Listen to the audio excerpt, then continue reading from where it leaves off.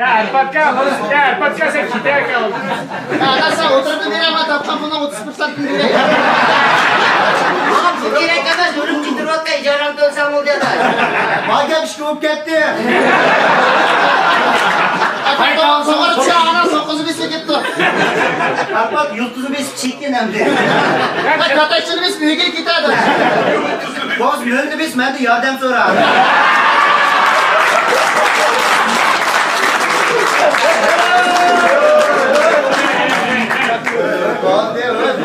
Ha, bu da rozeklamına mayno canan pul taptım.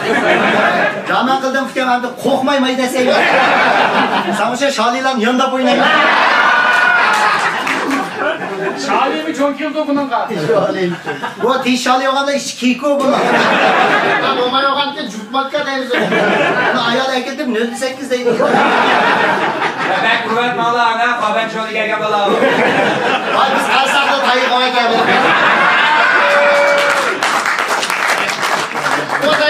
O daymak ya potpola karışkaz bir ömür beğenseyli oldu diye. Buna maymak dop tepsen oldu diye.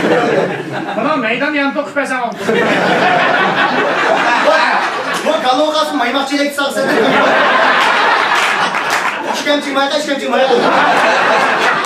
Ben Oğlum işte de maymak uçakmışız. Ben Cavcı Okaz maçedin soraydı.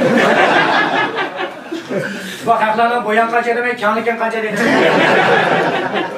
Arfat bir gün resim şeyde var, resimciyle kanda tırmaz tuztura gidiyor.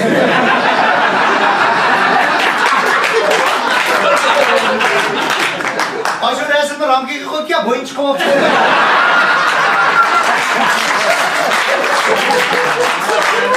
Ramki mıdak gidip mıdak oldu. Buna boyuna alaylı geçiyor, telefon parana şikayetli.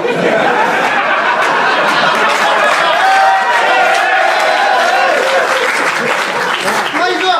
Sıkıyı boyuna. Arfat böyle böyle 10 kadar göremedi. Şunu aşkıma yaptım 10 vurulmadı. Hele kısık koya, ben pek aşağı kamera yallar var. Ama buna ilgin tutacak bulunmayla geldi.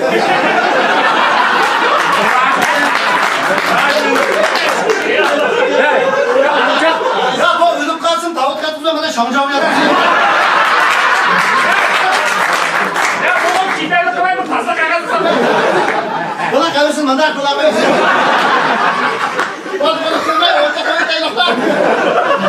Ya ottuğun kurtar kuyunu da. Ya ben de başlayayım. Alizar, sürüşleri yeri olan hamak gelecek onu.